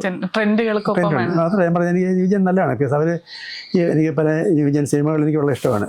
പല സിനിമകൾ എല്ലാം പറയുന്നില്ല, കാരണം ഒരു വെറൈറ്റി ഉണ്ടല്ലോ പഴയ ഈ സിനിമകൾ കാണുമ്പോൾ അതിന്റെ മേക്കിങ്ങിലാണോ സാർ അധികം ശ്രദ്ധിക്കുന്നുണ്ടാവും? കൂടുതലായിട്ടാണ് ശ്രദ്ധിക്കാറുള്ളത്. മേക്കിംഗ് നമ്മളൊരു ടെക്നിക്കൽ ആയിരിക്കും കൂടുതൽ ശ്രദ്ധിക്കുന്നത്. ഇപ്പോൾ സാങ്കേതികതകളെ എങ്ങനെ കാണുന്നത്? ഇപ്പം ബേസിക്കലി ഇപ്പം അതിപ്പോൾ ഈ പുതിയ ഡിജിറ്റൽ ക്യാമറ വന്നപ്പോഴത്തേക്ക് നമുക്കിപ്പം പണ്ടൊക്കെ നമ്മളൊരു ലോ ലൈറ്റ് ഷൂട്ട് ചെയ്യുന്ന വലിയ പ്രയാസമായിരുന്നു. അതൊരു സാധാരണ ഇതിൽ ഈ ടെക്നിക്കായിട്ട് പറഞ്ഞാൽ 100 ISO അല്ലെങ്കിൽ 400 ISO ഒക്കെയാണ് ക്യാമറ ഉള്ളത്. ഞാൻ പ്രേം പൂജായി വർക്ക് ചെയ്യുമ്പോൾ മദ്രാസ് എയർപോർട്ടിനകത്ത് ഷൂട്ട് ചെയ്യണമായിരുന്നു. അത് വന്നപ്പോഴത്തേക്ക് അവിടെ എയർപോർട്ടിനകത്ത് ഞാൻ പോയി നോക്കിയത്. നോക്കിയപ്പോഴത്തേക്ക് ലൈറ്റ് വളരെ കുറവാണ്. നമ്മൾ മീറ്റർ വെച്ച് നോക്കിയപ്പോഴത്തേക്ക് ലൈറ്റ് കുറവാണ്. അതിന് സ്പെഷ്യലായിട്ടൊരു 800 ISOയുടെ ഫിലിം ബോംബെയിൽ നിന്ന് വരുത്തി അത് വെച്ചാണ് ഷൂട്ട് ചെയ്യുന്നത് അവിടെ. പക്ഷെ ഇപ്പോൾ അതല്ല, നമുക്കിപ്പോൾ അതിലുള്ള ക്യാമറാസ് ഉണ്ട്. നമുക്കൊരു 50,000 ISO വരെയുള്ള ക്യാമറാസ് ഉണ്ടല്ലോ. അപ്പം ഈ ഡിജിറ്റൽ ക്യാമറയിലൊക്കെ ഈ ഒരു ഇതല്ല. അതുകൊണ്ട് ഇപ്പം സത്യം പറഞ്ഞാൽ കുറച്ച് നാച്ചുറലായിട്ട് എടുക്കാൻ പറ്റും. ഇപ്പോൾ ഒരു സ്ട്രീറ്റിലൊക്കെ ലൈറ്റില്ലാതെ ഷൂട്ട് ചെയ്യാം. അതൊരു വളരെ അഡ്വാൻറ്റേജാണ് ഇപ്പോൾ. പിന്നെ ഈ പോസ്റ്റ് പ്രൊഡക്ഷനുള്ള ഇപ്പോൾ ലൈറ്റ് ഈ ഡിജിറ്റൽ ഇൻ്റർമീഡിയറ്റ് ഈ DI കറക്ഷൻസൊക്കെ ഇല്ലേ, വന്നപ്പോഴത്തേക്ക് ഫോട്ടോഗ്രാഫി കുറച്ച് ഈസി ആയിപ്പോയി, സിമ്പിളായിപ്പോയി. ഇപ്പം ന്യൂജൻ സിനിമകളുടെ മാറ്റത്തെ കുറിച്ച് സാറ് പറഞ്ഞു. ഇപ്പൊ പുതിയൊരു കാലം വരുന്ന AI-യുടെ കാലം കൂടെ വരുവാണ്. അപ്പം ഇത് രണ്ടും കൂടെ ഒരുമിച്ച് വരുന്ന ഒരു... അതെ, ഞാനിപ്പം ബേസിക്കലി ഞാൻ അപ്ഡേറ്റ് ചെയ്തുകൊണ്ടിരിക്കുകയാണ് പൊതുവെ. അതായത് ഞാൻ ഫിലിമിൽ ഷൂട്ട് ചെയ്തിട്ട് ഈ ഡിജിറ്റൽ വന്നപ്പോഴത്തേക്ക് ഞാൻ ആദ്യം ചെയ്തൊരു ഡിജിറ്റൽ ക്യാമറ വാങ്ങിക്കുന്നു. ഡിജിറ്റൽ ക്യാമറ വാങ്ങിച്ചിട്ട് അപ്പോൾ ഡിജിറ്റലിനെ പറ്റി കൂടുതൽ പഠിക്കുന്നു. പിന്നെ ഡിജിറ്റൽ ക്യാമറ വെച്ചിട്ട് നമ്മുടെ റെഡിൻ്റെയും അലക്സയുടെയും എല്ലാ ക്യാമറ വെച്ച് ഷൂട്ട് ചെയ്യുന്നുണ്ട്. പിന്നീട് AI വന്നപ്പോഴത്തേക്ക് എനിക്ക് ഇൻട്രസ്റ്റ് തോന്നുന്ന സംഭവമാണ് AI. കാരണം ഞാൻ തന്നെ അതിപ്പോൾ പുതിയ ഈ ജെമിനിയുടെ ഇതല്ലേ ജെമിനി നാനോ ബനാന ഉപയോഗിക്കാറുണ്ട്. പിന്നെ അതുപോലെ ഈ സുനോ എന്നുള്ളൊരു ഇതുണ്ട്. ഞാനിപ്പോൾ ഒന്നുകൊണ്ട് ആൽബം ചെയ്തിരുന്നു. അതായത് സുനോ, എൻ്റെ ഫ്രണ്ട് ലിറിക്സ് എഴുതുന്ന പാർട്ടിയാണ്. ആ ലിറിക്സ് കൊടുത്തിട്ട് അത് കുറേ ട്യൂൺ അത് ചെയ്തു തരും സുനോ. അത് ഞാൻ സെലക്ട് ചെയ്തിട്ട് അതിൻ്റെ വിഷ്വൽസ് കുറേ നമ്മൾ ചിലതൊക്കെ ഇതെടുക്കും. ഈ ജെമിനിയിൽ നിന്നും ചാറ്റ് GPT നിന്നും അവിടെ ഗൂഗിൾ ഡിസൈനറിൽ നിന്നൊക്കെ എടുത്തിട്ട് ഞാനൊരു ചില വീഡിയോ ഒക്കെ ഉണ്ടാക്കാറുണ്ട്. എനിക്കുള്ള ഇൻട്രസ്റ്റിംഗ് ആയിട്ട് തോന്നുന്നുണ്ട് ഈ ഇതുള്ളത്. എനിക്കൊന്ന് ഭാവിയിൽ ഒരു വലിയ പ്ലേ ചെയ്യും. ഇപ്പോഴേ ബേസിക്കലി എനിക്ക് വന്നൊരു പല ഇപ്പോൾ ഒരു ലൈക്ക് ക്യാമറമാനും എഡിറ്റേഴ്സിനൊക്കെ ചാൻസസ് ഇനിയും കുറേ എന്നാണ് തോന്നുന്നത്. കാരണം ഞാനൊരാളോട് പറയുന്നത് അത് ഇനിയും ഒരു ചാൻസ് ഉള്ളത് ഈ പെർഫോമിങ് ആർട്ടിസ്റ്റിനുള്ള ഇപ്പോൾ സ്റ്റേജ് ആർട്ടിസ്റ്റുകൾക്ക് ചാൻസ് ഉണ്ട്. ഇപ്പോൾ സ്റ്റേജിൽ പാടുന്നവർക്കോ അല്ലെങ്കിൽ അഭിനയിക്കുന്നവർക്കോ ഒക്കെ അവിടെ AIക്കൊന്ന് ആസ്വദിച്ച് ചാൻസ് ഇല്ല. അല്ലാതെ നിന്നൊക്കെ മിക്കവാറും എനിക്ക് എനിക്ക് ഒരുപാട് ഇൻഫ്ലുവൻസ് ചെയ്യുന്നത്. അല്ല, നമ്മുടെ ക്രിയേറ്റീവ് ചിന്ത ഉണ്ടല്ലോ. ഇപ്പോൾ സാറിനെ കൊണ്ടുവന്ന കുറേ മാറ്റങ്ങൾ ഉണ്ടല്ലോ. അതൊക്കെ ക്രിയേറ്റീവായിട്ട് ചെയ്യുന്ന സാധനങ്ങളൊക്കെ അതിനെയൊക്കെയല്ലേ AI ബാധിക്കുന്നത്? അല്ല, അത് കുറച്ചുണ്ടാവും. പിന്നെ വേറെ എന്നുള്ളത് ഇപ്പോൾ ഈസി എന്നുള്ള സംഭവം ആൾക്കാർക്ക് നോക്കുന്നത്. നമ്മളിപ്പോൾ കൊണ്ട് നടന്നു പോകും. ഇപ്പോൾ വന്നപ്പോഴത്തേക്ക് അതില്ല, വണ്ടിയുണ്ട്. അപ്പം നമ്മുടെ ഏറ്റവും ഈസിയസ്റ്റ് വേയിലാണ് നമ്മൾ പോകുന്നത്. ഒന്നിപ്പോൾ ഞാൻ ആലോചിക്കാറുണ്ട് ഇപ്പം സുനോ എന്നുള്ളത്. ഇപ്പം എനിക്കിപ്പോൾ സംഗീതം കേൾക്കാമെന്നല്ല അറിയില്ല. എനിക്കൊന്ന് സംവിധായകൻ വേണമെങ്കിൽ ഒരു പാട്ട് കിട്ടിക്കഴിഞ്ഞാൽ ഇതിട്ട് കൊടുത്താൽ റെഫറൻസ് ട്യൂൺ കിട്ടും. അത് ഇംപ്രവൈസ് ചെയ്താൽ മതി, ഈസിയാണ് അല്ലേ? അതായത് മറ്റേ ശൂന്യതയൊന്നും ഉണ്ടാക്കണം. ഇപ്പം ശൂന്യത ഉണ്ടാക്കണ്ട, നമുക്കൊരു സാധനമുണ്ട്, അതൊന്ന് പോളിഷ് ചെയ്താൽ മതി. അതൊരു വലിയ കാര്യമാണ്. പിന്നെ വേറെ എന്നുള്ളത് ഇപ്പം എൻ്റെ ഫ്രണ്ടിനെ പറഞ്ഞാണ് ഇപ്പം അവിടെ ചെയ്തുകൊണ്ടിരിക്കുകയാണ്. പുള്ളി കുറേ പാട്ട് എഴുതുന്ന കാര്യമാണ്. അപ്പോൾ പുള്ളി വന്നൊരു മ്യൂസിക് ഡയറക്ടറെ കണ്ട്, വലിയ ആളുടെ ചെറിയ ആളെ കണ്ട് മ്യൂസിക് ചെയ്യിച്ച് ഇപ്പോൾ ഒരു പാട്ടുകാരെ കണ്ട് റെക്കോർഡ് ചെയ്യുമെന്ന് പറഞ്ഞാൽ വലിയ പൈസ വന്നതാണ്. കാരണം യൂട്യൂബിൽ ഇട്ട് കഴിഞ്ഞാൽ റവന്യൂ കിട്ടുന്നില്ല. പക്ഷെ ഇതാകുമ്പോൾ കുഴപ്പമില്ല, നമുക്ക് നമ്മുടെ പിന്നെ ആവിഷ്കരിക്കാൻ സ്വാതന്ത്ര്യം ഈസിയാണ്, ചെയ്യാൻ പറ്റും. അതെ. അതൊരു സംഭവമാണ്, നല്ലതാണ്. ഒരു പുതിയ ആൾക്കാർക്കും ന്യൂ ജെൻ ആൾക്കാർക്കും ഉള്ള നല്ലതാണ്. കുട്ടികൾക്ക് പോലും പലതും ചെയ്യാൻ പറ്റും ഇപ്പോഴും. അതെ, പുതിയ ചെറിയ ചെറിയ കുട്ടികളടക്കം ഇതിൽ നിന്ന് വരുമാനം വരുന്നുണ്ട്, നല്ലതാണ്. ഇത് പുതിയ കുറെ ആൾക്കാർക്ക് വരുമാനം ആവട്ടെ, പുതിയ സാധ്യതകള്, പുതിയ മാറ്റങ്ങള് സാറ് കണ്ട വഴിയിലൂടെ സഞ്ചരിക്കാൻ കഴിയട്ടെ. ഓർമ്മകൾ പങ്കുവച്ചു. Thank you so much. By.